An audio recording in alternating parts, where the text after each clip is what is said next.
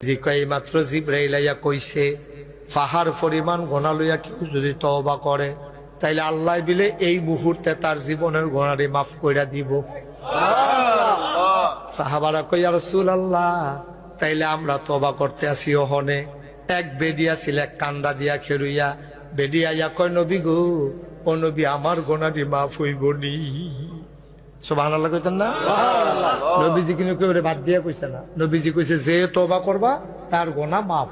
এই কথা কওনের পরে বেটিটা আলগা করে জিগাই ইয়া রাসূলুল্লাহ আমার গোনা মাফ হইব নি?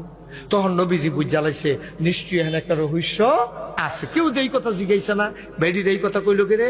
তখন নবীজি কইছে এই তুমি এই কথা কেন বললা? আমি তো সবার গোনার মাফের কথাই কইছি, তো তোমারটা আবার মাফ হইব না এই কথা জিগাও কে রে? তুমি কি গোনা করছো?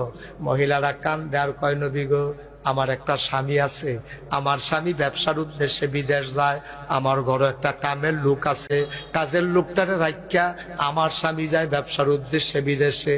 ও নবী, আমার স্বামীর সামর্থ্য আছে আমার মেলামেশা করার, আমার স্বামীর ফাঁক নিয়ে সুযোগ নিয়ে আমি ওই কাজের লোকটার লগে মেলামেশা করি, জেনা করি, গোনা করি। নবী গো, সবার গোনা মাফ হইল, আমার এই গোনাটা বোধ হয় মাফ হইতো না, এর লাগে আমি আলগা করে জিগাইছি। নবী আস্তে করে ঘাটটা ঘুরাই লাইছে, বেডিরা আবার হেগুল দিয়ে গেছে। নবী গো, আপনি যদি মুখ ফিরাইলাম, কে আমার দিকে মুখ ফিরে তাকাবে? ও নবী, আপনি বলে দেন আমার গোনা মাফ হবে নাকি? নবী আবার ঘুরাই লাইছে মুখ, আবার এগুল দিয়াইছে, আবার ঘুরাই লাইছে। নবীজি কয় হ, তোমার গোনা মাফ হইব, তবে একটা লাইন মতো আহ্বান লাগবো। কয় লাইনটা কিতা? কয় লাইনটা হইল তুমি যে গোনা করছো, তোমার ঘরে স্বামী ছিল, মেলামেশা করার সুযোগ ছিল, তারপরেও যে তুমি কাজের লোকের লগে মেলামেশা করছো, শরীয়তের বিধান একটা আছে, শাস্তি আছে। কইয়া রাসূলুল্লাহ বলেন কি শাস্তি?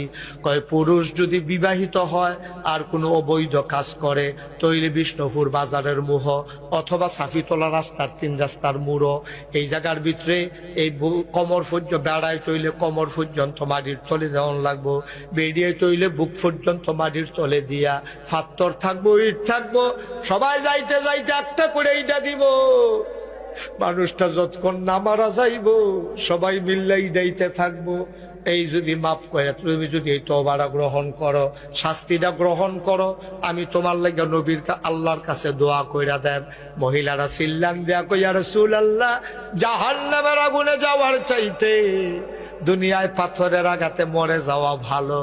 আপনি বলেন তাড়াতাড়ি রাস্তার মোড়ে গর্ত করে আমারে যেন পাথর মেরে মেরে শেষ করে দেন।